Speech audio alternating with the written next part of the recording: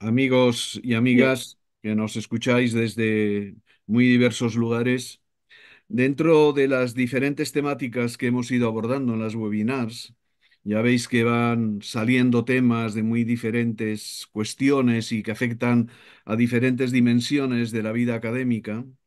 Hoy nos toca analizar este tema un poco más cualitativo de, de lo que es la ética en la actuación de los docentes universitarios. Y tenemos con nosotros para ello al profesor Miguel Martínez Marín, catedrático de la Universidad de Barcelona, donde ha sido durante todos estos años un profesor relevante y ha ocupado cargos de dirección del departamento, de decano de la facultad, de miembro del consejo de la universidad.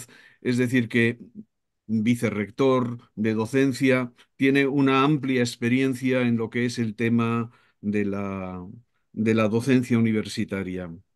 Él es doctor en pedagogía y en el catedrático de teoría de la educación y en el amplísimo, quiero decir, espacio que ocupa la teoría de la educación, él se ha centrado en temas que tienen que ver con los valores y con la educación moral.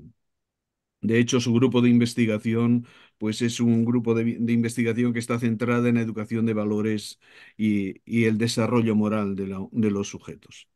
Y si se proyecta este tema de los valores y este tema, diríamos, de la educación moral sobre la docencia universitaria, Miquel es un referente para quienes nos hemos movido en este ámbito en todo lo que se refiere a a la ética en la docencia universitaria, en la actuación de los profesores, en la definición del perfil y de las competencias que los docentes universitarios podemos tener. De hecho, por- ha formado parte del equipo que ha redactado la Declaración sobre Ética e Integridad en la Docencia Universitaria, de la que seguramente después dirá alguna cosa. Y por mi parte nada más, le doy la palabra para que pueda, eso, encantarnos esta tarde de miércoles. Adelante, Miquel. Buenas tardes a todas y a todos los que estáis conectados y gracias, Miguel, por la presentación y a Max también por habernos invitado a poder participar en esta sesión. Bueno, la verdad es que es un tema importante que además creo que es importante trabajarlo eh, precisamente de manera interdisciplinar, es decir, o con miradas distintas de los diferentes ámbitos académicos en los que somos docentes los que estamos aquí. Es decir, es un tema que cuando se aborda solo desde la perspectiva filosófica o desde la perspectiva pedagógica, pues tiene una lectura determinada, pero cuando se aborda desde la perspectiva de lo que quiere decir la docencia universitaria, independientemente de la materia y la especialidad de cada uno, adquiere bueno, pues yo creo que adquiere unos rasgos importantes porque en el fondo caracterizan una determinada misión de la universidad. Y esta es la primera reflexión un poco que quería hacer, ¿no? Voy a poneros para seguir toda la exposición compartir una pantalla en la cual, si se ve correctamente, ¿veis correctamente el texto? Sí, sí, muy bien. Muy bien. Bien, ya digo que vamos a seguir estas transparencias, como además tenemos al lado las imágenes, tampoco quedará una cosa absolutamente invasiva y podremos seguir comentando. Bueno, una primera reflexión que quería haceros es, cuando se habla de la ética y la docencia universitaria o de la ética en general en la universidad, a veces hay como tres grandes maneras de enfocarlo. Una, el enfoque más deontológico, es decir, qué deberes y derechos debe de salir o debe tener un futuro titulado y nosotros hemos de ser encargados de que los tengan y tal. Bueno, esa es una manera de entender el tema que no voy a tratar porque para mí esa no es la más importante. Otra es plantearse el tema de la deontología y también plantearse el tema de la formación, podríamos decir, un poco ciudadana de las personas. Es decir, cómo podemos contribuir desde la universidad a la formación de profesionales y de ciudadanos excelentes. Bueno, esto en algún momento nos referiremos a ello. Pero hay una tercera manera de abordar el tema que es la que a mí me gustaría si os parece bien a vosotros compartir y después comentar, que es la de decir, bueno, ¿qué condiciones debemos de ser capaces de crear los docentes universitarios para que el espacio de aprendizaje y de convivencia de las aulas, de las facultades, sea un buen espacio de aprendizaje ético? Ese es el tema, ese es el tema que a mí me interesa más. Es decir, no tanto qué temas hay que tratar, ni qué principios, ni qué valores hay que transmitir, porque creo que eso en una universidad, sea pública o privada, pero con una población adulta, no es lo más importante. Eso corresponde a muchos espacios y no solo a la universidad. Pero sí la universidad tiene una responsabilidad, que es en la formación de unos mínimos que hagan posible que la persona cuando sale graduada esté en condiciones de ejercer como profesional y como docente con una responsabilidad ética. Y yo creo que eso no se construye con clases ni haciendo asignaturas. Eso se construye con un modelo de convivencia y aprendizaje que los docentes tenemos la suerte y también la responsabilidad de generarlo o de no generarlo. Por lo tanto, mi enfoque va a ir por ahí. Va a ir por ahí en el sentido de decir, bueno, la tarea docente es una tarea logística. En el fondo, ya lo decía Dewey, pero lo decimos muchos y vosotros seguro que lo pensáis, lo máximo que podemos hacer nosotros para enseñar algo es poner condiciones para que se aprenda. Pero enseñar, a veces no conseguimos enseñar nada. Lo que sí que tenemos la obligación es de poner las condiciones para que se pueda aprender, ¿no? Bien, pues en esa línea es en la que voy a intentar abordar. Primero, no todas las universidades se plantean la responsabilidad ética de sus docentes como nosotros podemos pensar. Pensar que estamos en un modelo de universidad muy complejo. Es decir, la universidad nuestra, la actual universidad en España en concreto, ha sufrido un proceso de democratización muy importante que es positivo en ese sentido. A veces hay quien dice que más que de democratización ha sido de masificación, pero bueno, no vamos a entrar ahora en eso, pero es cierto que es un proceso de democratización que ha llevado a una cierta disociación entre dos objetivos que en principio deberían de estar juntos, que es el de enseñar para obtener una titulación y un diploma y el de formar a la persona que se está formando. Esos dos objetivos que no deberían de disociarse, con la democratización de la educación superior en parte se han disociado. Y estamos hoy en una universidad en la que en ocasiones tenemos una percepción de los estudiantes o los mismos estudiantes la tienen de ellos mismos, de que están allí para conseguir un empleo y conseguir un diploma, pero no tanto para formarse en un momento de su vida en la que quizás la formación de ellos como personas sigue siendo tan importante o más incluso que en épocas anteriores. La función social de la universidad en este sentido, yo diría, y luego si queréis lo discutimos, ha disminuido y en cambio ha aumentado la dimensión del modelo de universidad en términos de rentabilidad, productividad, competitividad. Eso no va bien para lo que desde mi punto de vista se entiende como asumir compromisos éticos por parte de los docentes, porque dejar de hablar de la parte clave, de la parte más clave, de la parte más fuerte, que es la formación de los estudiantes como personas, creo que es un error. Después hay otra dimensión que quiero considerar. Estamos en una universidad que aparte de esta percepción de los estudiantes que van a veces para... O sea, hay muchos estudiantes que van a la universidad, pero la universidad no acaba de pasar por ellos. Es decir, ellos van, pero la universidad no acaba de entrar. Es decir, hay un proceso débil de influencia de la universidad. Y eso genera, y lo sabemos en nuestras aulas, una cierta actitud de los estudiantes a veces poco interesada en todo aquello que no conlleve una evaluación y una posible acreditación y por lo tanto ahí hay que hacer un esfuerzo doble, el docente, para intentar motivar en cuestiones que no sean a corto plazo rentables, ¿no? Pero después hay otra cuestión, y es que en el momento que estamos en la universidad actual, con las condiciones laborales que tiene mucho profesorado joven y con la manera como se está destacando la importancia de la docencia en comparación con la investigación, que evidentemente está infravalorada, esto hace que sea un poco, hasta a veces un poco difícil hablar de integridad académica y ética en la universidad actual en la que estamos nosotros. Las condiciones no ayudan. Por lo tanto, hemos de hacer un cierto esfuerzo para hablar de estos temas, ¿no?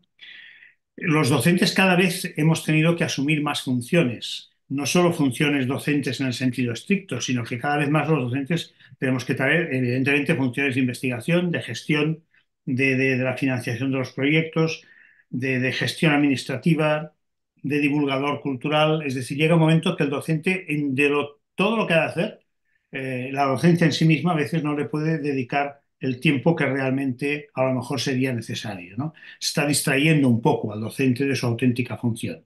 Por tanto, apostar por unos compromisos del docente en términos éticos, hemos de ser muy conscientes que si estamos en puestos de responsabilidad en las universidades y debemos de intentar hacer posible que esto convenza a otras personas, hemos de partir de cuál es la situación actual. Y la situación actual no es excesivamente favorable. Por mucho que haya discursos, cartas magnas, estatutos y declaraciones documentales de las universidades que hablen de la importancia de la formación en valores y de la formación ética, pero a la hora de la práctica, los recursos para hacerlo, la ilusión, el reconocimiento del que se dedica a estos tipos de temas en la universidad y los tiene en cuenta para su contratación estable o para su promoción, cuentan poco, ¿no? Bueno, esto es una primera reflexión, no para desanimarnos, pero sí para situarnos, porque si no parecería que estamos hablando del sexo de los ángeles y la realidad es otra, ¿eh? La realidad es más dura. Bien, vamos a ver, o sea, hay muchas maneras de abordar la docencia en la universidad. Hay quien lo aborda como una ocupación laboral y punto, y bueno, y tiene hasta cierto punto legalmente su derecho a hacerlo. Cumple con sus obligaciones, otro la entiende como un oficio, por lo tanto pretende estar al día, actualizado, incluso pedagógicamente y tecnológicamente al día, etcétera, etcétera. Y hay una tercera manera de entenderlo más completa, que no excluye las anteriores, que es de entenderla como una profesión. Como una profesión, cuando hablamos de una profesión, generalmente siempre asociamos profesión con la idea de compromiso, con la idea de responsabilidad. Un profesional es aquel que se compromete con su tarea, que responde ante la sociedad, que la sociedad lo reconoce, no solo como una persona que se dedica a hacer un trabajo, ni a una persona que está actualizada en su trabajo, sino que además asume una responsabilidad, que sus actos tienen unas consecuencias y que él da la cara, por decirlo de alguna manera. La docencia, la profesión docente, debe de situarse en ese tercer nivel de profesión. Si no, todo lo que viene a continuación puede quedar un poco en vacío. Es decir, si no se entiende la docencia como una profesión, como algo que supone compromiso y responsabilidad, ocuparse de la tarea docente, perdón, de la tarea ética puede ser un lujo que muchas personas no van a asumir. Es decir, que de entrada diríamos que replantea lo que quiere decir ser docente hoy. Asumir esos compromisos éticos significa asumir una dimensión de responsabilidad social y de responsabilidad con los estudiantes y con las personas con las que trabajamos. En el fondo, quiere decir que nuestras prácticas y nuestros valores éticos que la universidad puede mostrar estén alineados con la finalidad o con la razón de ser de la universidad. Es decir, que el etos, la conducta, la manera como nos comportamos, la manera como defendemos unas cosas u otras, estén asociados con la finalidad de la universidad. Y este es un poco el punto central a partir del cual hemos de intentar trabajar esta idea del compromiso. ¿Qué quiere decir? ¿Cuál es el telos, la finalidad de la universidad? Una reflexión sobre eso nos permite entender después por qué nos hemos de comprometer. Primero, la universidad tiene un primer compromiso clarísimo y es el de propiciar un aprendizaje de calidad y especializado a la población que acude. Esto no quiere decir, y esto es un tema que podemos hablar mucho, que los estudiantes estén en este momento en las mejores condiciones como para entender que eso es importante. Todos hemos tenido la experiencia de que tenemos muchos estudiantes que en este instante lo que quieren es aprobar y punto y sacarse un título y punto, y un empleo y punto. Y probablemente todo lo que sea aprendizajes profundos, aprendizaje de calidad, choca con unas perspectivas de aprendizaje superficial y de aprendizaje estratégico para probar que a veces les impone más, ¿no? Por lo tanto, lo que vamos a decir a partir de aquí va un poco, es una tarea un poco de resistencia, es decir, hay que estar muy convencido para tirar esto adelante, porque esto no ni siquiera puede llegar a tener el beneplácito de todos los estudiantes. Es decir, los estudiantes buscan, vuelvo a repetir, no todos, ¿eh? Muchos de ellos, pues bueno, es normal y además es razonable, pues una titulación que les permita un ejercicio profesional. En cambio, la universidad yo creo que tiene que hacer más cosas, aprovechar esa circunstancia para hacer más cosas. ¿Para hacer qué? Bueno, pues aparte de un aprendizaje de calidad, intentar trabajar la dimensión personal buscando la excelencia humana, ¿no? Esta es una palabra que puede quedar como muy bonita, pero en el fondo quiere decir que la persona llegue a alcanzar los niveles máximos de humanidad que pueda. Y por lo tanto, cuando acaba una carrera, un ingeniero o un médico, o una especialista en investigación económica, o una economista, o una especialista en derecho. Estas personas cuando han acabado, además de tener un aprendizaje especializado, y eso es la primera obligación ética de la universidad, y eso no hay que perderlo, y no siempre estamos ofreciendo a veces el aprendizaje de calidad que correspondería a la universidad. Ese es un tema que conviene también reflexionarlo en serio. Al margen de la cuestión ética moral, está la cuestión ética de dar la cara y ser responsable de aquello que en principio decimos, y es que formamos al máximo nivel. Entonces, estamos formando al máximo nivel, estamos generando espacios de aprendizaje profundo que hace que las personas piensen, reflexionen. Ya he dicho que a algunas no les encanta pensar y reflexionar, pero nuestra obligación es mantener esa posición, ¿eh? Por lo tanto, diríamos que compromiso con la excelencia humana quiere decir todo eso, y algunos autores hablan de que es entender la formación universitaria como lo que se entiende que es un acontecimiento ético, es decir, algo que hace que la persona se realice por completo como persona. Esa es una visión utópica, probablemente, y por lo tanto hay que tenerla como horizonte y hay que intentar acercarse, aunque a lo mejor no se logra nunca, ¿no? Ahora bien, este compromiso de aprendizaje de calidad, de excelencia humana, de acontecimiento ético, perdonar la expresión un poco, en fin, forzada, ¿no? Aunque filosóficamente tiene un contenido muy claro, ¿ante quién la tiene? La tiene ante la sociedad, evidentemente, que es quien la financia. La financia si es pública y si no la financian las empresas, familias y asociaciones que mantienen las privadas. Es decir, que aquí no hay una diferencia de lo público o lo privado. Vamos a ver, o sea, quiero decir, yo entiendo que una universidad puede estar financiada, pero la sociedad como tal exige, no exige, espera un compromiso de esa universidad para que dé un buen aprendizaje, para que forme buenos ciudadanos, gente éticamente formada, etcétera, ante las organizaciones y las empresas, porque evidentemente esperan que los que salen de allí con aquel título sean gente muy preparada y por lo tanto el nivel de especialización sea garantizado, el rigor en la formación sea alta, la actualización de los contenidos sean actos. No voy a explicar todo esto, pero todo lo que estoy diciendo en el fondo son compromisos que ha de asumir un docente.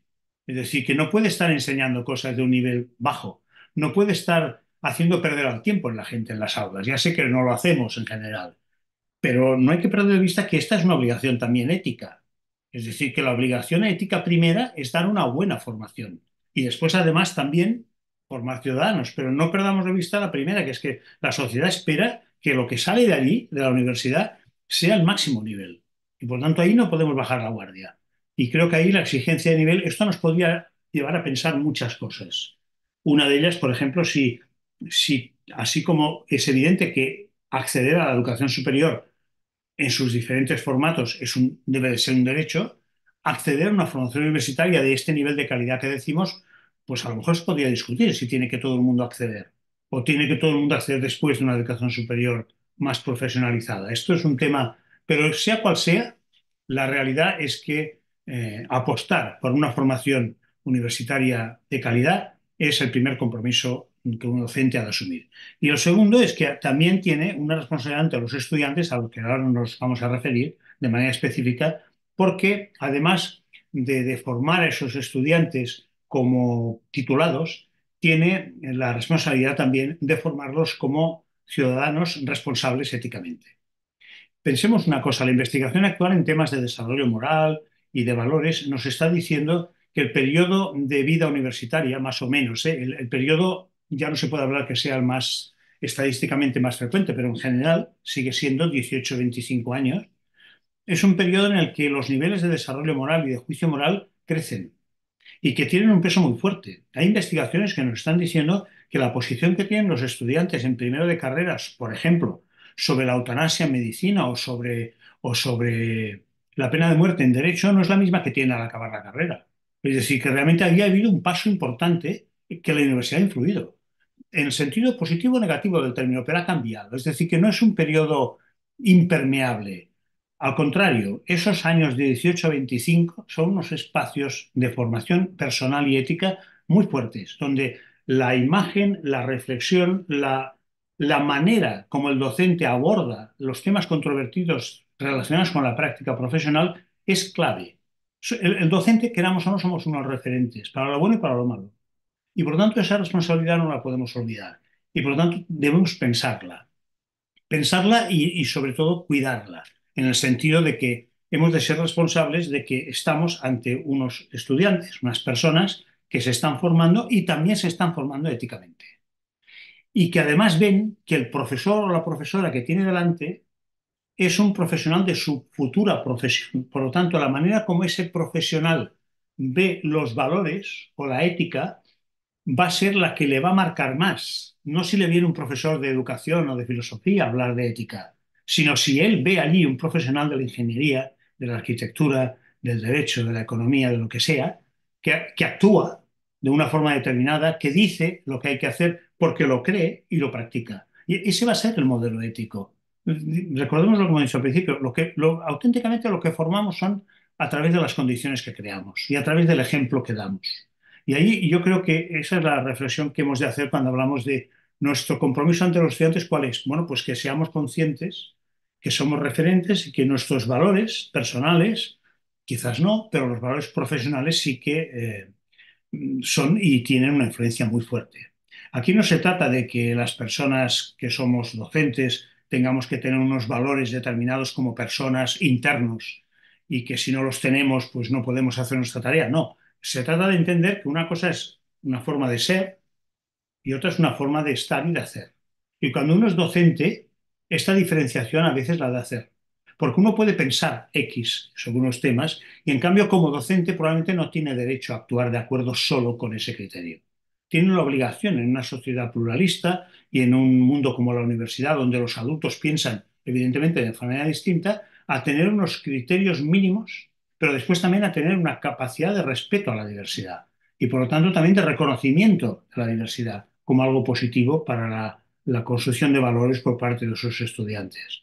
Luego entraremos un poco más en detalle en el tema de la, de la relación con los estudiantes.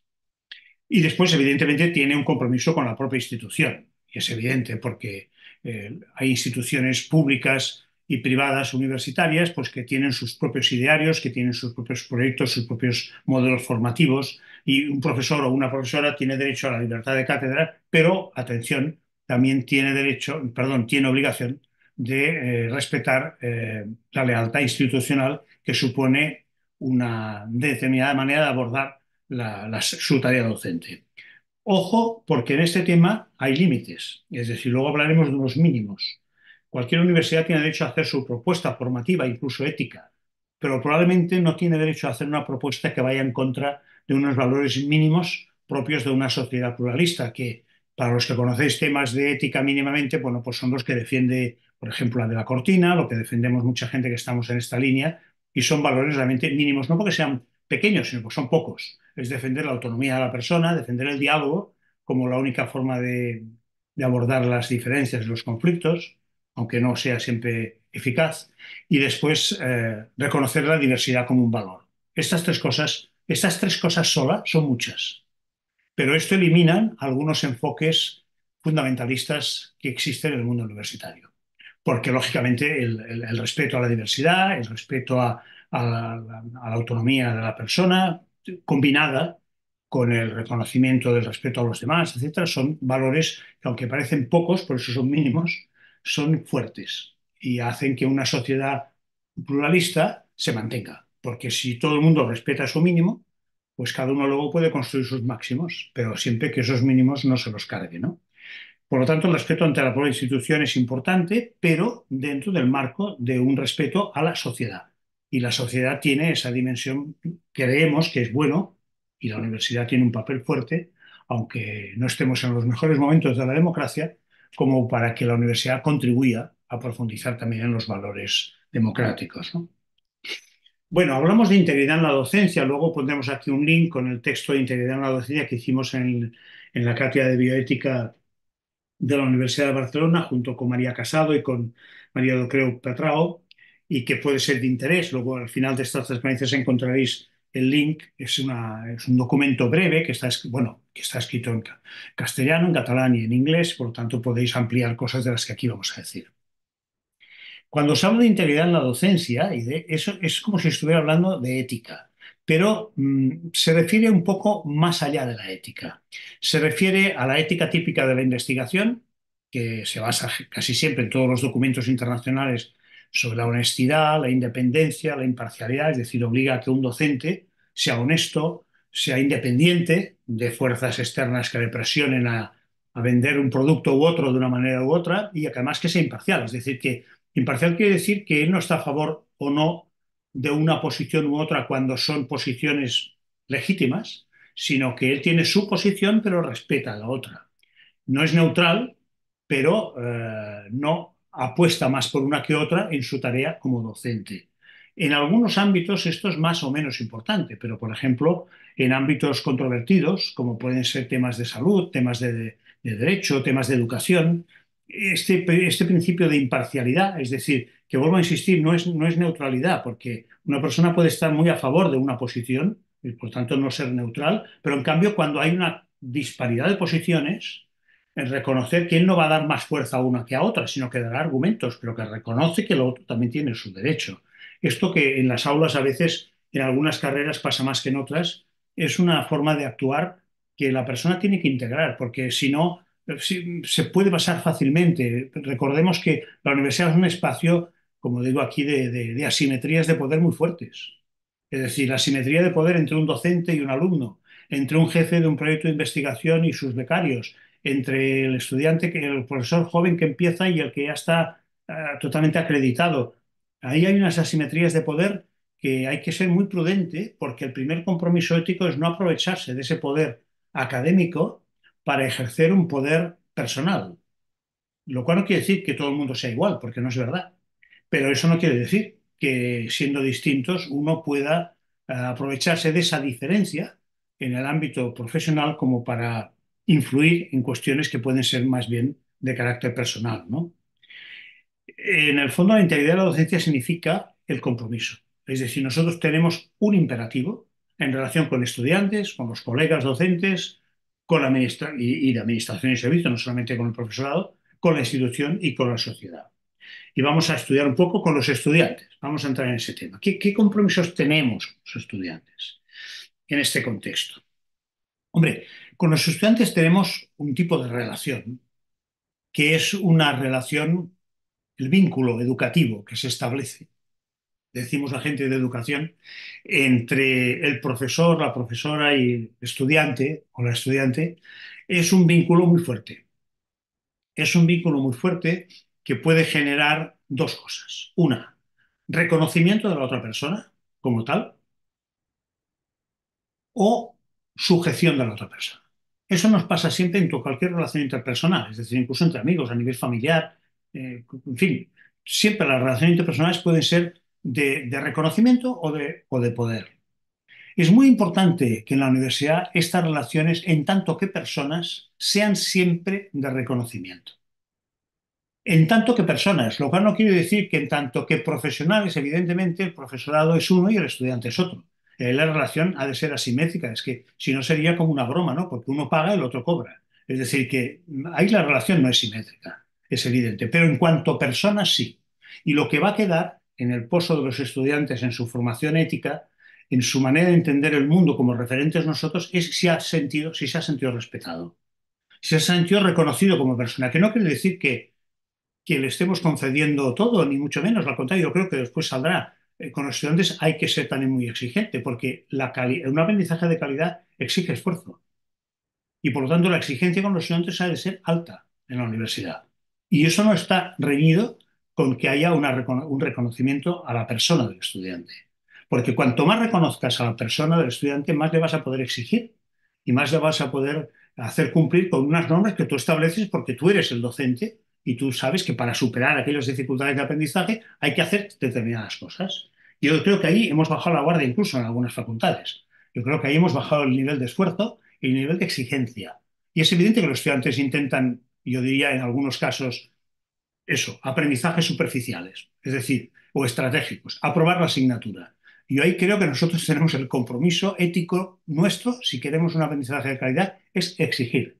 Exigir reconociendo a la persona, pero exigir. Ejemplos de no reconocimiento de la persona, yo los puedo poner a nivel familiar. Un hijo mío hizo ingeniería y el primer año fue impresentable desde el punto de vista ético, porque no fue respetado en absoluto como persona. Luego, evidentemente, superó las dificultades y fue más o menos aprobando, pero no hubo una relación de reconocimiento de la persona. Hubo un nivel de exigencia que se cargaba la exigencia académica y pasaba a unos niveles que en algunas facultades incluso hay quien presume de que si suspenden muchos es que es bueno. No, no, eso no es. Lo que es bueno es cuando muchos sacan excelentes, no cuando suspenden muchos. Pero de todas formas, la idea sería la siguiente: la relación con los estudiantes de reconocimiento, no de poder. La relación de los estudiantes con el profesorado debe de cuidarse por parte del docente exigiendo un respeto y exigiendo además un cumplimiento de tareas. Y creo que ahí eso también es una obligación ética de los docentes. Nosotros tenemos la obligación de exigir a los estudiantes el cumplimiento de una serie de tareas, igual que de alguna forma nosotros tenemos que cumplir con las nuestras. Yo creo que esa tarea de exigencia, que a veces en algún caso hay profesorado que tiene sus dudas de decir si hay que hacer, si hay que exigir más o menos. Yo creo que en ese sentido hemos de tener un nivel fuerte de exigencia, igual que nosotros lo hemos de tener con nosotros mismos, ¿no? En relación con los contenidos curriculares, nosotros diseñamos, o sea, por mucho que los planes de estudio establezcan y los planes docentes y ahora las nuevas formas de organización de la docencia puedan dar pautas y más o menos ayudarnos a entender cómo abordarlo, lo que sí que es cierto es que la capacidad de maniobra y de libertad que tiene, si no el profesor individual, el equipo docente de cada área, docente o la cátedra o lo que sea, es muy alta. Nosotros podemos organizar los contenidos curriculares mucho más allá de lo que a veces incluso nosotros mismos decimos, ¿no?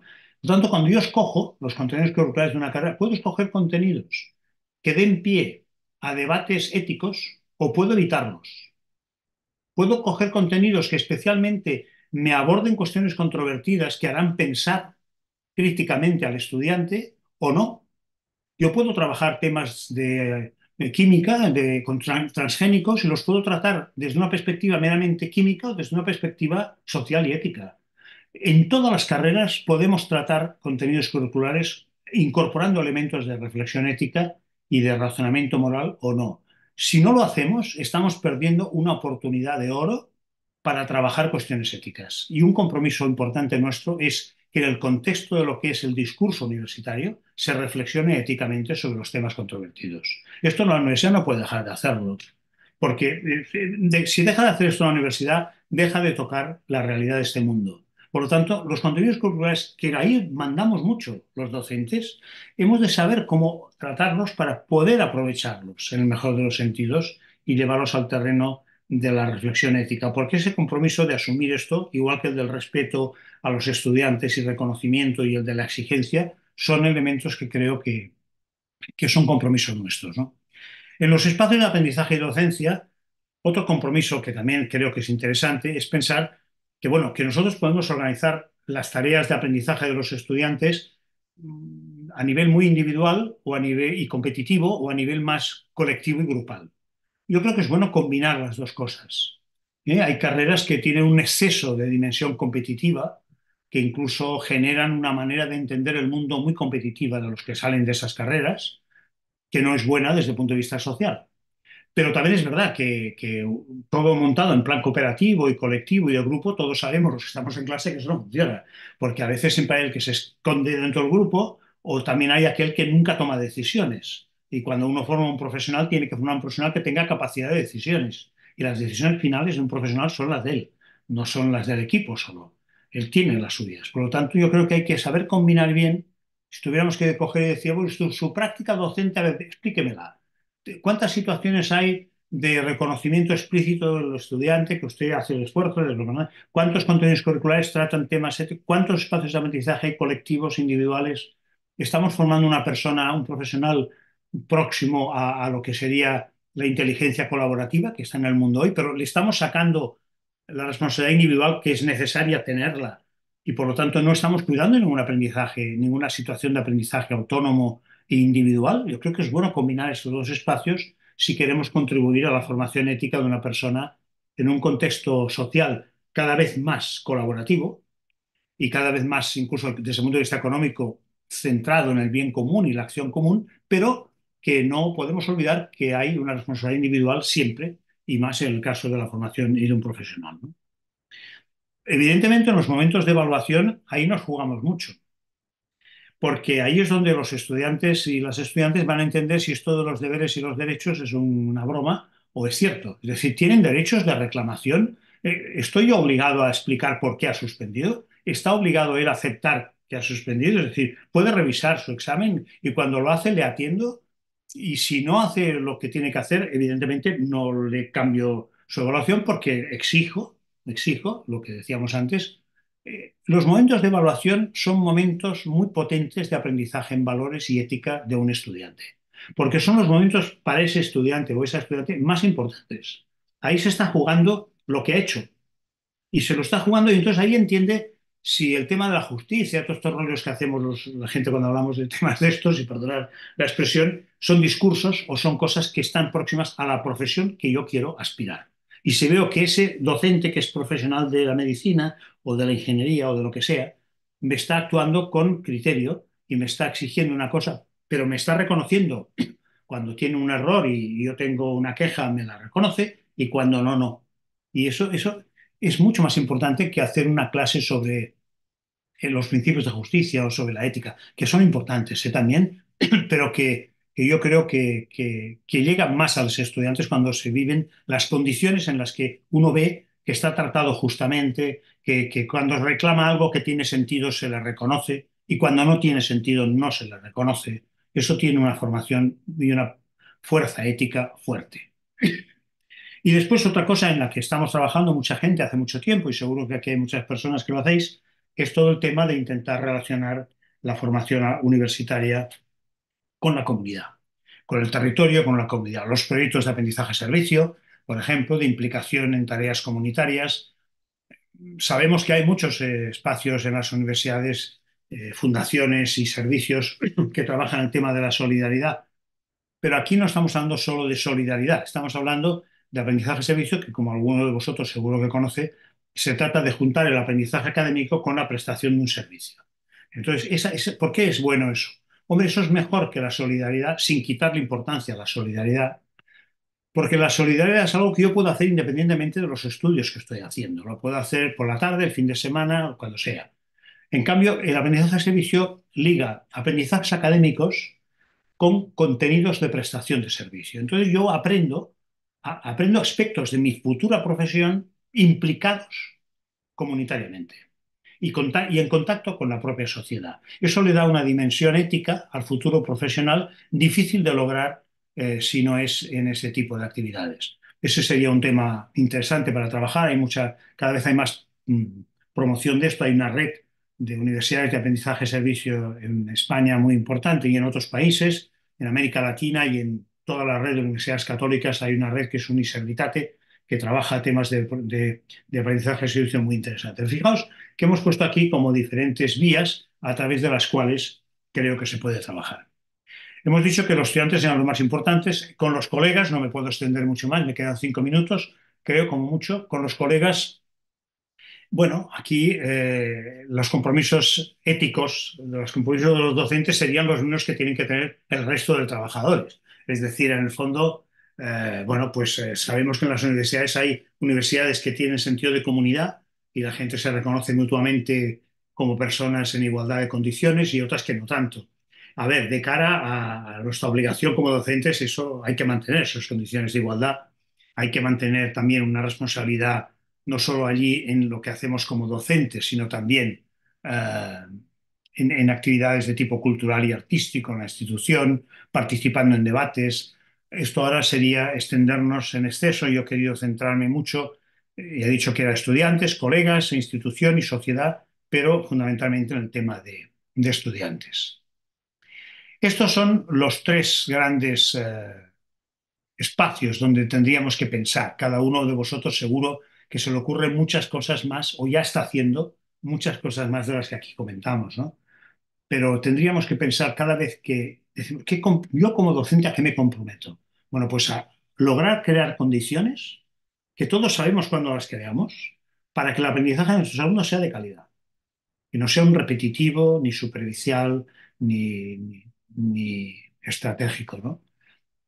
todos sabemos cuándo creamos condiciones para que en el espacio del aula o del seminario o del laboratorio o de la práctica en empresas o instituciones se potencien valores democráticos o no, cuando se respetan o no.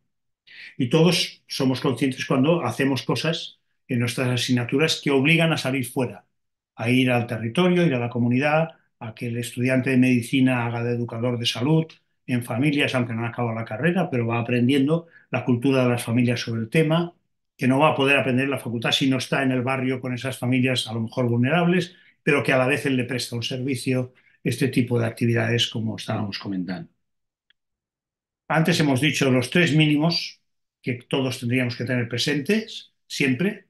Nuestra acción tendría que estar siempre en torno a potenciar la autonomía del estudiante, una autonomía no en la individualidad, una autonomía en relación.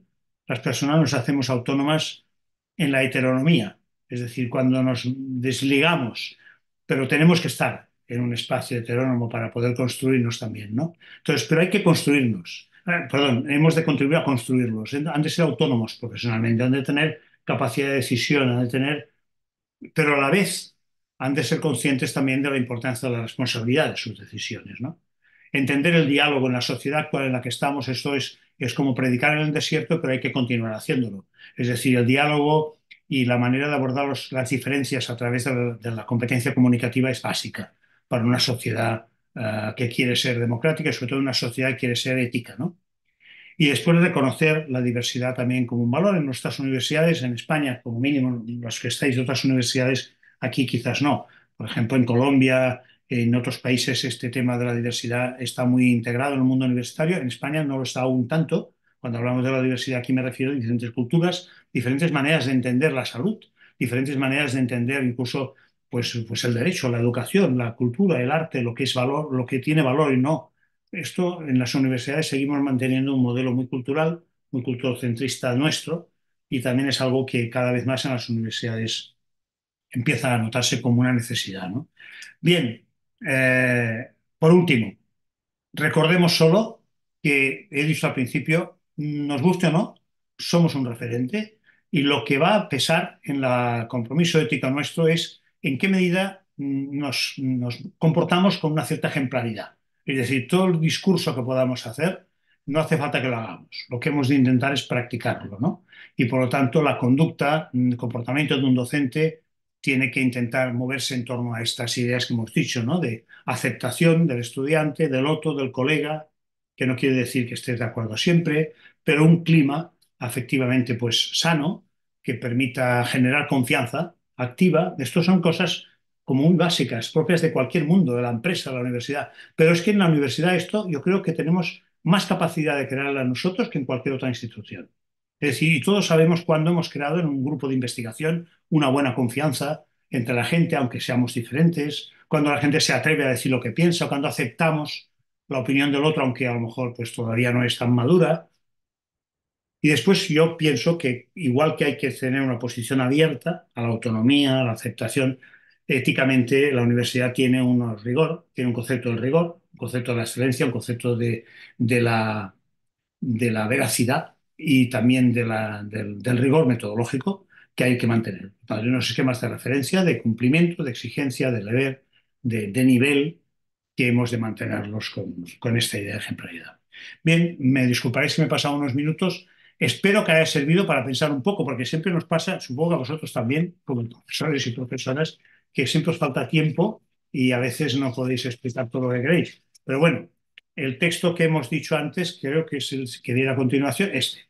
Este texto aquí encontraréis en este, como lo vais a tener, lo guardáis, en ese texto podéis encontrar bastante ampliado cosas de las que he dicho y también unas consideraciones finales sobre temas de plagios, sobre temas de cuidado con las prácticas en empresas, vigilemos que los valores allí no sean todo lo contrario de lo que estamos diciendo, intentemos ser críticos con la financiación de publicaciones con recursos públicos, financiación que luego da lugar a empresas privadas, en fin, toda una serie de cuestiones que están relacionadas ya con la práctica más habitual nuestra como autores de obras o como investigadores que como propiamente docentes, pero que también es Y por último, insistir mucho, que estos valores que aquí he puesto de que los estudiantes tengan cultura de esfuerzo, rigor científico, curiosidad intelectual, que participen en la vida académica, ¿no? No solo en la vida política de la universidad, sino en la vida académica, ¿no?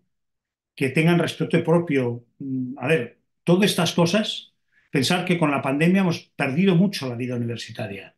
Ha habido un abandono de las aulas y de los espacios universitarios muy alto, en algunas universidades más que en otras, pero es que en las nuestras, por ejemplo, en las presenciales, hemos notado una pérdida enorme de sentido comunitario. La universidad, si algo hace, es generar sentido de pertenencia. Y eso es muy importante desde el punto de vista ético. Y ahí tendríamos que hacer un esfuerzo ya no los docentes, sino las instituciones. Pero bueno, no me extiendo. Acabo aquí, gracias a Miguel y a Miquel y a Max Turul por invitarme. Y en todo caso, yo creo que ahora, Max, si quieres tú, yo cierro aquí, y dejo de compartir, dejo de compartir. Y gracias por vuestra atención. Hola, como es habitual, podéis plantear preguntas directamente, alzando la mano virtual o por el chat, ¿eh? Antes María Campelo preguntaba, pues se le escapó cuando lo decías, ¿cuál es, Miquel, la red de aprendizaje servicio que has mencionado? ¿Es Red Universitate o...? No, hay dos redes. La que yo he citado primero es la red de aprendizaje servicio de España, de las universidades españolas, que me parece que se llama Red APSU. Bueno, esta es una. Y después la Uniservitate, esa es una red de universidades católicas de todo el mundo que ha tenido un especial interés en promocionar una serie de investigaciones y de temas. Esa la sede está en Buenos Aires, en CLAIS, y esa es Uniservitate. Pero luego encontrarán, yo creo que además encontrarán más redes de aprendizaje servicio, incluso en las propias comunidades autónomas, ¿eh? Porque hay una de la UB, otra que está en Galicia, o sea, en ese instante la movida esta de aprendizaje servicio es fuerte y permite trabajar cuestiones de las que hemos dicho muy bien. Muy bien, gracias. De Mm. momento no hay más preguntas. Hay muchas intervenciones agradeciendo, diciendo la ponencia interesantísima. Ujú. Martín, adelante. Hola, ¿qué tal? Miguel, Sí, sí, me sí. oís, ¿no? Perfecto. Sí. Bueno, buenas tardes ante todo, muchas gracias. Me ha parecido muy interesante todo lo que has expuesto. Estoy totalmente de acuerdo con lo que hablabas del respeto al estudiante, que tiene que ser, bueno, hablabas del acontecimiento ético, que yo creo que sí, que la docencia es un acontecimiento ético con todas las implicaciones, y yo creo que es muy interesante lo que hablabas del respeto al estudiante, es decir, tratar al estudiante como una persona dentro dentro de una situación de asimetría en la relación, es decir, y ahí creo que me gustaría que incidieras un poco en el tema de que, claro, ahora mismo las universidades, en muchas universidades, vicerrectorado de alumnos, en las que existen, utilizan encuestas de satisfacción de los profesores, etcétera, etcétera, y muchas veces los profesores son llamados al orden, por así decirlo, muchas veces con los comentarios de los alumnos, y muchos de los comentarios se suelen incidir no en que el profesor no prepara las clases o que el profesor, sino que el profesor es exigente, que el profesor no me deja entrar cuando llego tarde, que el profesor me manda a callar cuando está hablando, etcétera. Entonces, incluso yo me gustaría que incidieras un poco en esa idea de que es una relación asimétrica y por supuesto, que tiene que haber un respeto absoluto con los alumnos, pero también el decir que hay un principio de autoridad, es decir, que el profesor también, lógicamente, tiene una autoridad primero, que es el que sabe y por eso es el que enseña, pero también yo creo que a veces podemos sentir la presión de que, bueno, voy a portarme bien con mis alumnos, en el sentido, no voy a exigirles mucho, es Mm. decir, voy a obviar esa exigencia ética de dar un aprendizaje excelente e intentar hacer que aprendan todos, para evitar que los que se quejan, por así decirlo, alcen la voz y luego te llamen al orden a capítulo, como se solía decir antiguamente, ¿no? Entonces me gustaría que hablaras un poquito de esa idea, que me imagino que lo habéis estudiado, ¿no? Es decir, cómo compaginar el respeto al estudiante, esa necesidad de ser éticamente buenos docentes con la vida diaria de decir, bueno, voy a evitarme problemas, voy a que todos saquen un 5 y que nadie sea excelente, sino que, bueno, No, es que es muy difícil de compaginar esto. Es decir, yo diría que es imposible. Es decir, yo creo que hay que mantenerse en una posición de exigencia, de un nivel, y no caer en esos. Y yo conozco, yo tengo colegas y en algún momento incluso he tenido yo la sensación en tercero, por ejemplo, que eran grupos de 60 y 80 son de decir, bueno, voy a bajar un poco porque no llegan. Entonces, yo creo que ahí hemos de tener una actitud como muy clara. Es decir, yo creo que no podemos bajar el nivel. Es decir, y debemos de continuar exigiendo con todo el respeto que tú dices, porque vamos a ver, la autoridad que nos van a... La autoridad, todos sabemos que hay el concepto de autoridad, de potestas, de autoritas. Nos interesa la autoritas, es decir, que nos la reconozcan, no que la impongamos, sino que nos la reconozcan. Pero claro, es que tenemos gentes en las aulas que no tienen ganas de aprender. Es decir, se suponía siempre que el estudiante venía a aprender y entonces te reconocía porque tú sabías más. Pero cuando alguien no quiere o no tiene intención o no ha entendido el oficio de estudiar ni de aprender aún, y está en las aulas porque quiere obtener, como hemos dicho antes, un diploma, y tenemos personas así, nosotros no podemos bajar la guardia. Porque eso ya no es un problema de respeto a la persona, eso es confundir los términos. Es decir, yo creo que ahí hemos de tener una actitud bastante, yo no diría dura, puede ser todo lo amable que queramos, pero exigente. Y la prueba es que si tú analizas distintas carreras, ese tema se vive de forma distinta. Hay carreras donde eso no tiene ninguna discusión. Si usted no hace esto, esto y esto, usted no prueba. Y en otras hay unos niveles de exigencia que son más blandos. Entonces yo creo que aquí no tendríamos que bajar estos niveles de exigencia. Y hablo en primer lugar, porque en primera persona, porque yo he tenido situaciones en las que he tenido que bajar un poco el nivel de exigencia. Pero luego he pensado que estaba equivocándome y reconozco que no hay que hacerlo. Es decir, y después todos hemos recordado, cuando a uno le preguntan, bueno, ¿y usted, los profesores que tuvo, cuál recuerda como mejor y tal? Mucha gente reconoce a aquel que le ha exigido y a la vez le ha dado, pero que le ha exigido, no aquel que le ha aprobado fácilmente. Por lo tanto, yo creo que ahí hemos de intentar, soy consciente que es una tarea un poco de resistencia, esto que estoy diciendo, pero es que la tarea docente hoy es de resistentes. Es que si nos dejamos llegar, o sea, el oficio de estudiar ha cambiado mucho y el oficio de ser docente tiene que cambiar porque hemos entrado en una dinámica en la que en algunos casos la docencia se está adaptando en exceso a las necesidades de los estudiantes y los estudiantes vienen con una formación con la que vienen. Y me parece que lo que hemos de hacer es saber cómo conducir esa formación, pero no bajar el nivel, que son dos cosas distintas. Es decir, yo a veces en algunas conversaciones así un poco en plan más de pequeño grupo, ¿no? Comento de decir, bueno, cuando los médicos de la UCI, ¿no? De una unidad de cuidados intensivos, le llegan enfermos que están muy mal, no se quejan, es que es su trabajo. Lo que pasa es que no les dejan, o sea, no les dejan morir, les exigen un comportamiento para que se salgan. Pues entonces nosotros, es una comparación un poco tonta la que estoy diciendo, pero no del todo, ¿eh? O sea, nosotros tenemos que atender las condiciones de los estudiantes que llegan, porque llegan con esas condiciones, pero tenemos que estirar de esas condiciones. Y por eso he dicho lo que he dicho antes, que sería para hablar mucho rato, de que no sé si todos los estudiantes que llegan a la universidad a los 18, 19 años tienen el perfil para hacer unos estudios universitarios.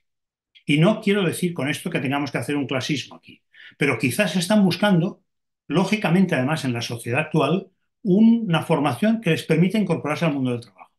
Y no sé si todos deberían de pasar por una universidad o primero deberían de tener una opción más profesional y después, evidentemente, poder acceder si quieren a la universidad. Esto es un tema para hablar más rato, ¿eh? Pero lo que yo creo es que estemos como estemos, el criterio este de autoridad se ha de mantener con un respeto, como he dicho, y reconocimiento bien profundo, pero sin bajar la guardia. Y yo creo que esto, pues, bueno, tendremos que irlo planteando, porque es que si no, nos vamos a encontrar con una frustración clarísima respecto a que es un proceso de entropía si bajamos ese listón. Y entramos en una dinámica que no lleva a nada, a mi juicio, personal, pero bueno, lástima que no tengamos más tiempo porque es un tema muy complejo. Totalmente de acuerdo. Muchísimas gracias, Miguel. Sí, Miguel, adelante. En un momento de la exposición, Miquel, dejaste caer así como la idea de que, bueno, esto puede parecer utópico. Y en la mente de muchos está que algunas de estas cosas parecen utópicas si uno lo contrasta con lo que es con lo que es la situación, ¿no? Muchos de los que van saliendo de la webinar, van diciendo conferencia interesantísima, muy necesaria en este momento, pero en la realidad esto no está sucediendo, ¿no? Es decir, este conjunto de ideas, y de esto nos acusan mucho a los pedagogos en general, que somos muy idealistas, muy de plantear cosas imposibles, ¿no? Y esta sensación de que es algo imposible es algo que a mí me está llamando mucho la atención en relación a muchas de las cuestiones que se pueden plantear, ¿no? Tal como está la universidad hoy, este tipo de planteamientos es imposible. Por eso lo que quería preguntarte es, seguramente los muchos cursos que habéis hecho con esto, las muchas experiencias que tenéis de contacto con otras universidades, ¿cómo se hace para convertir este planteamiento en una estrategia de desarrollo institucional? Es decir, en algo con lo que las universidades, diríamos, hacen un plan para ver cómo podemos ir desarrollando en nuestra institución esta sensibilidad ética o no sé, amanecer ético en la mentalidad de las personas que tenemos aquí, del cuerpo docente que tenemos aquí. Es decir, ¿existe alguna experiencia en este sentido de avances en el sentido colectivo también? No dejar todo a la iniciativa personal de que el que logre llegar a esta preocupación pues pueda hacer algo, pero que la institución como tal quede un poco al margen, sino que sea parte del modelo, del estilo educativo de una institución, ¿no? Sí, a ver, es cierto, yo he dicho en alguna de las transparencias que podía parecer un poco la pregunta que decía, ¿es posible hablar de estos temas en las condiciones actuales de la universidad? Yo soy el primero que pienso que tiene esa dimensión utópica, ¿eh? Lo cual no quiere decir que sea primero, no quiere decir que no hay que decir estas cosas, hay que decirlas, pero también hay que ser consciente de que, como tú muy bien dices, esto no es algo que se ponga en marcha así de forma fácil en las condiciones actuales. La vía que a mí me ha parecido más interesante de las que conozco, aparte de generar espacios como este que estamos teniendo, porque hay mucho profesorado universitario que lo que le cuesta es escuchar discursos de este estilo que no sean meramente asignaturas de deontología, sino cosas que él hace en clase y que a lo mejor pues no se ha dado cuenta que haciendo estas cosas está trabajando cuestiones de valores. Por lo tanto, esto es una forma interesante de poder generar espacios. Pero después, la vía esta que he dicho del aprendizaje-servicio. Cuando una carrera, una facultad, en algunos casos se han creado oficinas de aprendizaje-servicio en cada facultad, dedica una parte de recursos para establecer contacto con instituciones del territorio o con proyectos de cooperación próximos, donde integrar contenidos de aquellas facultades o de aquella facultad con prestaciones de servicio, esto genera un espacio de debate y de discusión muy positivo. Y esto permite cambios. Y evidentemente no todas las asignaturas cambiarán, no todos los estudiantes van a hacer actividades de aprendizaje de servicio, pero permite reflexionar sobre la tarea universitaria un poco más allá de lo que habitualmente reflexionamos, que son temas de calidad, temas de rendición de cuentas, temas de rankings y de investigación, e incorporar temas de responsabilidad social. Por lo tanto, pero incorporar temas de responsabilidad social no en los documentos, sino en las prácticas reales docentes de las facultades y muy contextualizadas, no una gran oficina, no, no. O sea, las facultades que estén interesadas en hacer cosas de estas, pues que se propongan. O sea, que vaya un poco por barrios. Es decir, si la facultad de enfermería está interesada, pues ahí dedicar unos recursos para poder relacionar necesidades del territorio, de la comunidad, con la formación de los estudiantes. Y eso permite poner en solfa muchas de las cosas que hemos dicho, no todas, pero bastantes. Para mí es la vía, por eso lo que he citado de Uniservitate me ha parecido interesante, pero bueno, como ello hay otras, también hay Taluars, que es otra red de aprendizaje servicio europea, que está la sede en Francia, es decir, hay varias redes de estas, pero esa es una posible vía. Pero hay que mantener un poco el tipo, es decir, yo a veces comento, ¿no? Cuando hay preguntas así de decir, bueno, o sea, es verdad que es un poco utópico, pero ya no es una cosa de pedagogos o no pedagogos, es una cosa en general, ¿no? O sea, también los especialistas en dietética eh, dicen cómo hemos de comer, pero el mundo come muy mal y nadie se le pasa por la cabeza dimitir de ser dietista. Y siguen diciendo cómo hay que comer y siguen trabajando como hay que hacer las cosas. Entonces yo creo que nosotros tenemos que tener una actitud, pues, de resistencia, decir, no, no, somos conscientes que es difícil, pero eso lo quita para que sigamos diciendo cómo hay que comer. Porque creo que en este tema, no digo que tengamos claro cómo hay que hacerlo todo, pero sí que tomar el compromiso social de que la universidad, fijaos una cosa, el tema, uno de de los argumentos del aprendizaje de servicio es que la universidad, sea pública o privada, tiene unos recursos que vienen de fuera. Y el retorno que ha de hacer a la sociedad no puede hacerlo solo en función de lo que piensa la universidad. Tiene que haber un retorno y ese retorno, el aprendizaje de servicio es un ejemplo. Eso es un retorno que tú prestas algo afuera. Y yo creo que ahí hay un tema de relación con el mundo real, de relación desde cada carrera con las necesidades que pueden tener más próximas.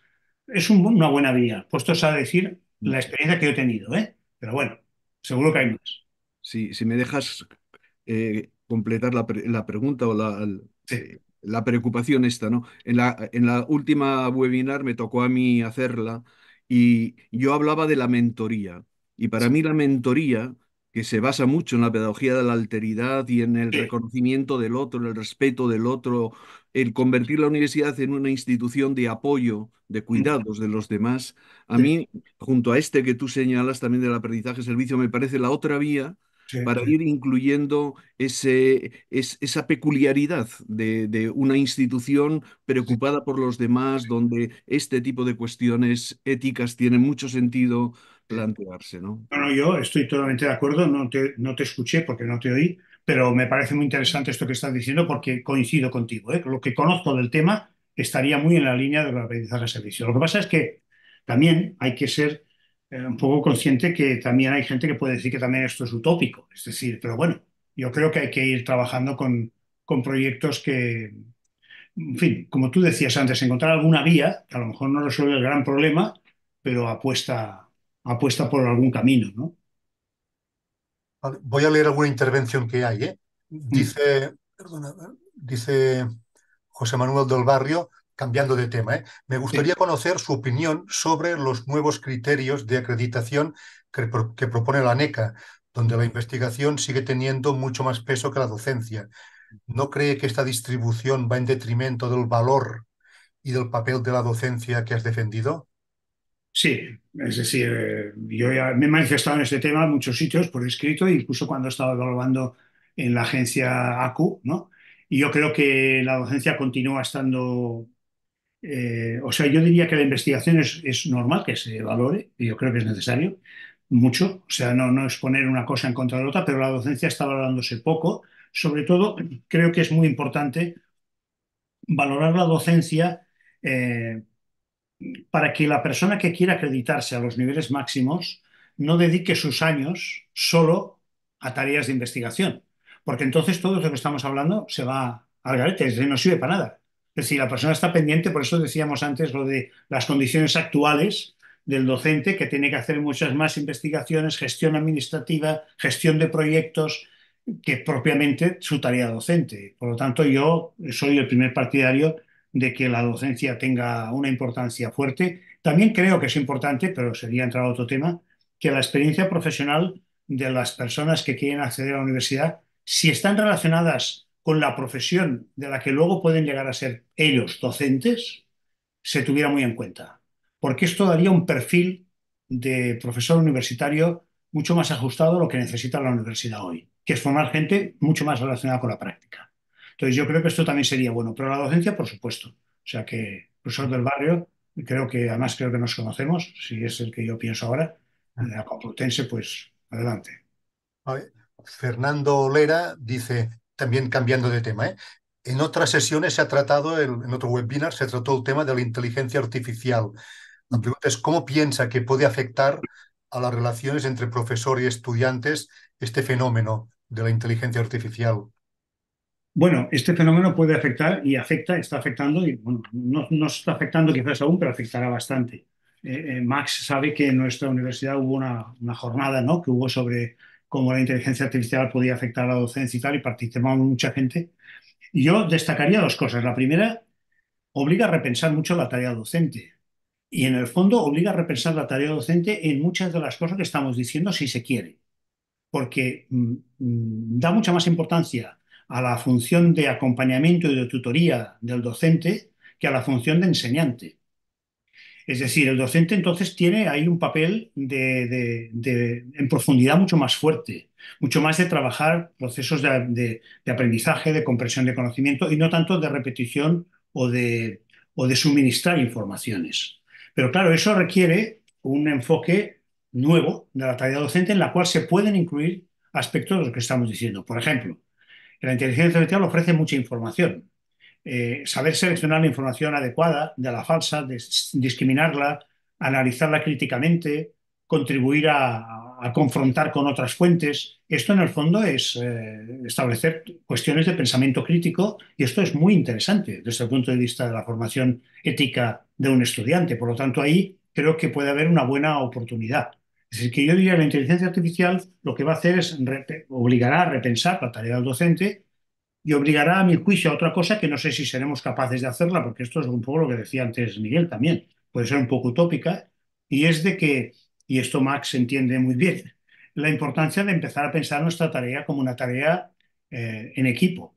Es decir, hoy el docente individual, en muchas de las cosas que estamos diciendo, no se saldrá solo. Es decir, o se trabaja en equipo y nos acompañamos, o ni en inteligencia artificial ni en retos de tipo ético como estamos hablando vamos a poder seguir, porque se necesita un trabajo mucho más colaborativo del que tenemos. Seguimos en muchas facultades, no en todas, pero muchas facultades con una concepción de la docencia muy individual, muy poco compartida. Entonces la inteligencia artificial esto nos va a obligar a plantearnos que la fuente de información y de conocimiento, perdón, de conocimiento, de información va a ser una, y la capacidad de construir conocimiento a partir de la información, es decir, de dotarle de significación, eso va a ser la tarea del docente. Y esa significación también tiene una dimensión ética, no solamente es una dimensión científica. Y por tanto yo creo que es un buen escenario para aprovechar muchas cosas, ¿eh? Pero bueno, es que ahora estamos aquí hablando de tantas cosas que al final nos marearemos un poco, ¿eh? Sí, Bueno, bueno, pero ya está bien. sí, Dolors sí, Verdaguer, también cambiando, ¿eh? Porque lo que tú has planteado, Miquel, tiene muchas dimensiones. Realmente es muy sí, sí. estimulante porque estimula muchas direcciones. Dice Dolors Verdaguer, no hace mucho un colega me comentaba cómo a la universidad le preocupa mucho la tasa de éxito de los estudiantes. Cuando las notas son bajas, las subo todas proporcionalmente. Podríamos decir que esta práctica, no infrecuente, no es muy ética, pero ¿es ético que la universidad exija esta tasa de éxito que hace que cada vez el nivel de los estudiantes sea más bajo? Bueno, antes Es habías dicho totalmente, algo. esas decisiones de las universidades son antiéticas, es decir, son totalmente contravalores, es decir, eso genera lo contrario de todo lo que estamos diciendo. Y en algunos casos sí se. Por eso he puesto el ejemplo antes. Esto en algunas facultades antes se practicaba esta teoría. Es decir, es que este profesor es muy bueno porque suspende mucho, ¿no? No, bueno, a ver, o sea, yo lo que creo es que hay que buscar unos niveles de excelencia altos, pero no en absoluto la tasa de éxito subirla así por las buenas. Es decir, esto es un error, bueno, no es que sea un error, es que esto creo que es. No, esto tiene otras consideraciones que ahora entraríamos aquí en no. La evaluación de las universidades tendría que ser muy exquisita en constatar que la calidad de los aprendizajes que se recibe es la que realmente es necesaria. Y entonces ahí creo que el empleador futuro tiene que tener un peso más fuerte. Y Vale. también el perfil del profesorado tendría que incorporar personas mucho más próximas a la práctica profesional porque permitirían quizás en algunas carreras, no en todas, ¿eh? En algunas eso está muy claro, en otras no tanto. Pero bueno, no estoy de acuerdo con eso, o sea, estoy en contra, vamos. Dice Beatriz Núñez, no es una pregunta, ¿eh? Ella añade a raíz de tu intervención, dice, respecto a la inteligencia artificial, es importante que la universidad vuelva a ser una entidad de generación de pensamiento y no solo de transmisión, que está en la Exacto, web, ¿eh? Sí. exacto. Luego dice Daniel Piulats, ¿cómo está afectando la filosofía woke, feminismo, apropiación cultural, interseccionalidad en nuestros estudiantes en la universidad? ¿Confunden la ética con el relativismo? A ver, esta pregunta no la acabo de entender ahora, ¿eh? Esta La segunda, vuelvo, la vuelvo a sí. leer, quizá no la he entonado bien, ¿eh? Pregunta, ¿cómo está afectando la filosofía woke, feminismo, apropiación cultural, sí, interseccionalidad en sí. nuestros estudiantes en la universidad? ¿Confunden los estudiantes la ética con el relativismo? No sé, Daniel, creo que estás conectado, ¿eh? Sí, Si quieres sí, sí. matizarla, o Sí, Hola, estás aquí, Miquel. perdona. sí. No, buenas tardes. No, que fue Hola. profesor mío y me hace mucha ilusión. Sí, sí, No, Miquel, me refiero a todo esto, estas ideologías, ¿no? Que se están imponiendo, sí, sí, como un poco ley del péndulo, ¿no? Pues que con perdón, el sí. hombre blanco somos los culpables de todo, ¿no? Y entonces Mm, está teniendo como mucha fuerza. Y sí, claro, yo percibo como mucha insensatez, ¿no? Por parte de algunos, ¿eh? sí, Y bueno, que está bien de alguna manera compensar históricamente lo que nos ha hecho bien, pero claro, veo mucha ideología y pocas ideas, ¿no? Por parte de, sí. con todos los respetos, espero que nadie se sienta ofendido, o sí, no sé, ¿vale? Entonces, Vale. claro, me gustaría saber esto, bueno, si lo habéis estudiado o si, bueno, no sé, ¿no? Sí. Esto, Bueno, sí, a ver, nosotros en el campo nuestro de trabajo del grupo de investigación este tema es un tema importante. Es decir, precisamente una posición de ética de mínimos es contraria a cualquier relativismo y por lo tanto no todo vale. Lo que pasa es que para saber aquello que en principio se le puede dar valor, nosotros entendemos, y ahí es una posición que puede ser también discutible, entendemos que hay que pasar el filtro de tres cosas, que son las que decíamos. Primero, yo respeto la autonomía del que piensa distinto, respeto la diversidad de opiniones, pero siempre que él respete la mía, que él entienda que el diálogo es la forma de poder discutir sobre los temas, siempre con unos mínimos. Entonces yo, si esos mínimos están presentes, creo que la sociedad en la que estamos cada vez es más diversa y más plural. Y lo que no se puede pensar es que eso es un relativismo, porque el relativismo sería que todo vale. En cambio, la posición que yo planteo es que precisamente es una posición en la que los máximos distintos de cada uno, que serían los que valdrían solo en un relativismo, se han de cruzar con esos mínimos que planteo, con lo cual no todos los máximos valen. Valdrían aquellos que además respetan estos mínimos. Pero esto no me lo invento yo, esto es toda la ética minimalista, la que viene de todas las posiciones pues, cruzadas entre las posiciones más comunitaristas y las más universalistas. Yo no soy un comunitarista en el sentido del comunitarismo ético, ¿eh? No soy un comunitarista acérrimo, pero tampoco un universalista, de que hay un sistema de valores único y universal para todo el mundo, sino que creo que cada comunidad tiene sus sistemas de valores y yo creo que incluso son muy importantes para formarse como persona en tu comunidad, pero que luego ha de haber una capacidad de diálogo, de reconocimiento de otros. Tanto hay algunas posiciones comunitaristas que cuando se cierran y se acercan a ese relativismo acaban siendo fundamentalistas. Entonces esas no me gustan de ningún tipo. Bueno, no es que no me gusten, cuidado. Esas creo que no son coherentes o compatibles con lo que estamos diciendo. Y la primera pregunta, Max, que no era esta de Daniel, era sobre, de las dos que has dicho, no me acuerdo cuál era la otra. Bueno, Bueno, no era una pregunta, era una postilla, era una... eh, ¿eh? sí, de la inteligencia artificial, totalmente de acuerdo. Es decir, Eh, precisamente podríamos recuperar, o sea, hay quien dice que la palabra innovación, la palabra innovación, si uno coge la Real Academia del diccionario, puede decir cambio y también volver al principio, innovar, volver a poner lo que era de origen.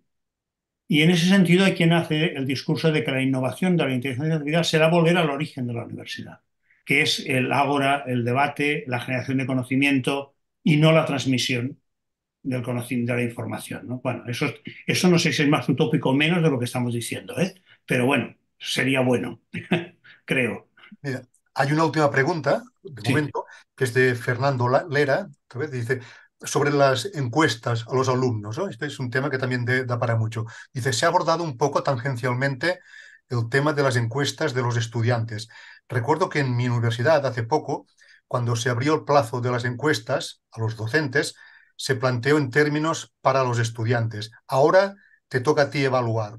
Me da la impresión que a veces hay poca madurez en los comentarios que plantean los estudiantes en las encuestas docentes. ¿Puedes contarnos alguna experiencia en este sentido de las opiniones de los estudiantes, ¿no? Acerca de los docentes? Opiniones, dice, a veces poco maduras. Bueno, yo en alguna ocasión he dedicado tiempo a esto. Max lo sabe, cuando estuve ejerciendo de vicerrector de docencia, y la verdad es que ese tema yo creo que no lo estamos enfocando del todo bien. No digo nosotros a lo mejor tampoco lo enfocamos en su momento, porque era un poco al principio de las encuestas de evaluación, ¿no? Una cosa positiva que sí hicimos es que se llamaban encuestas de satisfacción de los estudiantes, no valoración de los profesores. Eran encuestas de satisfacción de los estudiantes. Bueno, es una forma de matizar que, bueno, pero yo creo que el sistema mejor de evaluar esto, es, a mi opinión, ¿eh? Y lo he discutido bastantes veces, pero no se practica. Y es o sea, consultar a los estudiantes en función de sus evaluaciones de rendimiento. Si no es lo mismo que tú consultes a la banda de estudiantes que han sacado excelente y notable de una asignatura que a los que han suspendido y los que han quedado en el aprobado. Si estas encuestas se hicieran sectoriales, permitirían tener informaciones muy buenas, distintas, pero cada una sería buena, porque los que han suspendido dirían cosas a lo mejor también muy interesantes de lo que el profesorado no ha hecho. Y los que han aprobado también, pero eso sería una forma de separar, ¿no? Las opiniones cuando ahora están todas juntas y todos sabemos que es muy distinta la percepción que tiene sobre el nivel de aprendizaje, de docencia de un estudiante, de un profesor, un estudiante que saca excelente, de uno que suspende, del otro que... Creo que ahí tenemos que ser mucho más finos en poder captar esto, porque si no, esta información sí que genera una percepción del docente que creo que no es buena para lo que estamos planteando, en mi opinión, ni para la mejora de la calidad de la docencia. En cambio, si fuera mucho más argumentada en función del perfil de quien opina, esto nos permitiría, eso es como cuando a veces se habla de la participación de los estudiantes. La participación de los estudiantes es muy interesante cuando los estudiantes que han acabado una asignatura opinan sobre la asignatura que ya han acabado para los que vienen. Esa es la evaluación buena, la que ya a ellos no les afecta a ellos, pero ellos dicen, "No, esto yo lo haría distinto, esta evaluación de académica a posteriori o de los de grado sobre el máster, ¿no? O al revés, ¿no? Creo que son, pero tal como se está haciendo en general en muchos sitios, no digo en todos. Esta evaluación que practicamos a veces un poco genérica de todos sobre la valoración de los estudiantes, no, yo creo que es mejorable.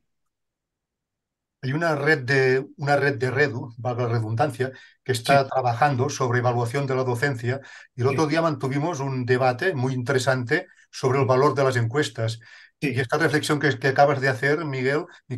es muy interesante y no salió, yo no la había oído. O sea, Ah, pues de está, ponderar sí, de forma diferente según... sí. Ah, pues esto yo no sé si es muy importante, pero yo siempre lo he defendido. Lo que Sí, pasa no, es que pues, a veces hay cosas que no. Sí. muy bien. Y no creo que es importante mucho, además, ¿eh? Porque, bueno, es como cuando se hacen las encuestas de los estudiantes que han graduado y se le hace al cabo de 5 años. Esa encuesta es muy buena. Si usted qué recuerda de su carrera, ¿qué el profesor, no qué profesor, qué características tenía ese es una fuente. Nosotros esto en la UB lo hemos estado haciendo muchos años. Esta es una fuente de información buenísima, porque eso sí que da un perfil no interesado por parte del estudiante, ¿no?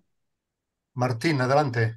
No, simplemente un apunte que me parece muy interesante lo de dividir entre, o sea, mm, unir las encuestas a también el rendimiento de los estudiantes y dividir los estudiantes por su rendimiento.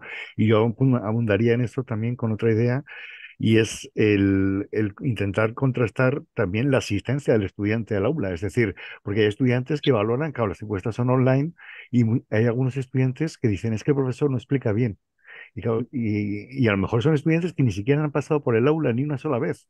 Entonces, y su opinión tiene el mismo valor que la opinión de un estudiante que se sienta en primera fila, que toma apuntes, etcétera, etcétera. Entonces, creo que también sería una cosa interesante, es decir, buscar una triangulación de fuentes y decir, oye, mira, y también vamos a mirar la asistencia de los estudiantes para saber, o por lo menos que contesten, ¿a cuántas clases has ido? ¿Qué porcentaje de clases has ido? Para poder saber si tienes también, no sé, criterio para poder valorar una asignatura y un profesor. Sí, sí, yo coincido, con esto. O sea, hay muchos factores que se tendrían que tener en cuenta. Bueno, en el fondo, todos los estudios de mercado, la gente que se dedica a estudios de mercado sabe que estas cosas son muy importantes para poder percibir la calidad o la valoración de un producto, ¿no? Entonces, yo creo que aquí nos ha preocupado mucho, a mi juicio, conocer qué opinan los estudiantes del profesorado, que esto está bien, incluso porque era un síntoma de apertura democrática de la universidad y luego no hemos profundizado en la calidad de esta consulta. Y entonces nos hemos quedado con eso. Además, yo creo que el profesorado, perdón, los estudiantes en ese instante muchos de ellos empiezan, no todos, pero algunos a estar cansados de esta encuesta y no contestan. Y tenemos un problema todas las universidades en poder recoger suficientes encuestas. Muy distinto sería que tú te dirijas a un estudiante y le dices, después de haber hecho la asignatura, usted pertenece a este sector de estudiantes de la curva, el 25%, lo que sea. Nos gustaría muy encarecidamente que nos diera su opinión sobre estos aspectos, porque son aspectos que el profesorado le interesa conocer para mejorar. Es muy distinto, porque este va a contestar y él va a contestar sobre temas, yo creo más que no dirá que es bueno o malo si no ha ido a clase, este no contesta ya. Quiero decir que no, digo yo, ¿eh? Muy bien, pues si no hay más palabras, ya, bueno, son las 7:30. Hemos sido 167 asistentes, es mucho, es una gran asistencia. Recordar que la próxima sesión es el 13 de marzo. Y muchísimas gracias, Miquel, por tu participación, por tu asistencia. Claro. Recordamos que se va a colgar el vídeo de la sesión y también tu presentación, el PowerPoint, en la red de Redu, en la web de Redu. Bien, muchas gracias y hasta la próxima. Gracias, Miquel y Max, y a todos por haber estado asistiendo y gracias por las intervenciones. Muchas gracias. Hasta luego. Hasta luego, muchas Gracias. gracias. Gràcies, adeu. Adéu. Muchas Gràcies. gracias. Hasta luego. Muchas gracias, Miquel. Gracias. Gracias. Muchas gracias, muy interesante. Gracias. Muchísimas gracias. Gracias de verdad. Ha sido muy interesante.